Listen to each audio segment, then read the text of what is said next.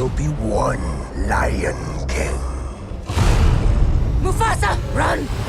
ScreenRant viewers be warned, spoilers for Mufasa the Lion King lie straight ahead. The beginning of the end is when Taka betrays Mufasa, which ultimately sets Mufasa on the path to becoming king. And while Mufasa had a huge role in this transformation, he's far from being the only one who lent a paw to the cause. In fact, the movie's third act explains the historical significance of a lion roaring at Pride Rock. The first lion who did this was the stray and refugee Mufasa, who united Malele with help from the other outsiders Rafiki, Sarabi, and Zazu. It was these freedom fighters who prevented the tyrannical invasion of Kiros Pride. Alongside the arrival of Kiros, it was Taka's betrayal that paved the way for Mufasa to prove his worth as the one true king. Indeed, everyone has a place in the circle of life, even Taka, aka Scar, whose transformation is a reminder of his complex role in Milele's revolution. With Mufasa's crew turning the isolationist paradise into a real community, the ending of Mufasa not only explains his unusual relationship with prey animals, but the